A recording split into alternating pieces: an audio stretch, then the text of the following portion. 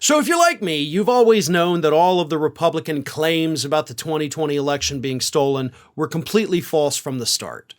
You've known that they've never actually had any evidence to back this up, even though they swear they have evidence to back it up.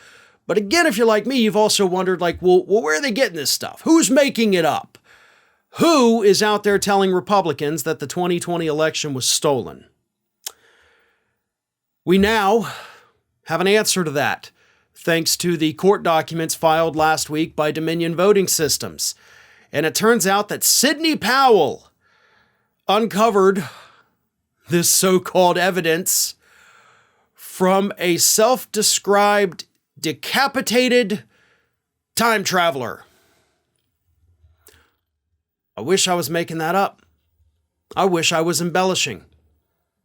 I wish this was all some big April Fool's joke in the middle of February, but folks, it's not.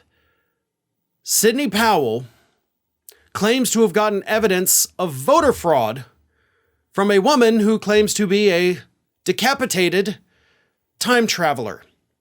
And this, of course, as I said, it wasn't all revealed in the Dominion filing last week. They only revealed excerpts of it. And of course let me read. I got to read it first. So just so you know, this is what Sidney Powell received. Who am I? And how do I know all of this? I've had the strangest dreams since I was a little girl. I was internally decapitated, and yet I live. The wind tells me I'm a ghost, but I don't believe it.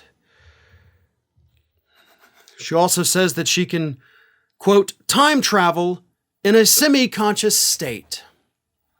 So again, a internally decapitated, semi-conscious time traveler has emailed Sidney Powell and said, I've got all these claims of voter fraud because, I'm a internally decapitated, semi-conscious time traveler. And Sidney Powell, upon reading these claims from this individual who sent her this message, didn't say, okay, we need to reach out and get this person help. She didn't say, this is garbage, I'm going to throw this away and never think about it again. No, Sidney Powell was like, I guess this all seems plausible, right? I mean, if it's a semi-conscious decapitated time traveler, who am I to argue that point? So then Sidney Powell takes this email and someone in her office forwards it directly to Fox News host Maria Bartiromo. So they didn't ignore it. They didn't write it off as somebody who, maybe is not all there. They said, wait till you get a load of this. Obviously, this is a big thing. The time traveler says this is what happened. It got to the point where Bartiromo was actually asked about this email in her deposition. And Bartiromo, of course, called it nonsense. However, just a day or two after Powell sends this intel from the decapitated time traveler to Fox News host Maria Bartiromo, Bartiromo brings Sidney Powell on her program to spread election lies. Now, during that segment, which occurred on, it was November 8th, when Powell was brought on, so the email was sent prior to November 8th. So after you get an email from Sidney Powell saying, oh boy, we got him, this decapitated time traveler has all the evidence, Maria Bartiromo was like, hey, producers, call up Sidney Powell. Let's put her on the air. We're going to talk about all this election info. Now, neither of these two women actually mentioned the decapitated time traveler on the program, but they still went out there to make these claims that, of course, have now gotten Fox News sued for $1.6 billion. But I want you to think for a moment about the fact that Sidney Powell went to law school. Sidney Powell has passed the bar. And Sidney Powell was handed information from a woman who describes herself as an internally decapitated, semi-conscious time traveler. And Sidney Powell did not immediately say, please don't ever show me this stuff again.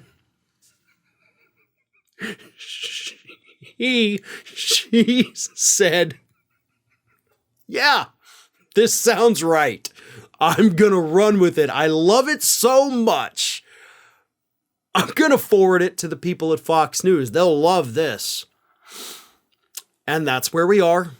That's where Sidney Powell apparently got at least some of her evidence. And I'm willing to bet at this point that maybe the bar associations, state by state, wherever Sidney Powell is licensed, maybe this is kind of the wake-up call to reevaluate her and determine that she might not be fit to be an attorney if she thinks that a semi-conscious, internally decapitated time traveler is a credible witness. Hi, everyone. This here is little Athena. And Athena would like to know why you haven't subscribed to Fair and Balanced yet. So please, don't let Athena down. Subscribe today.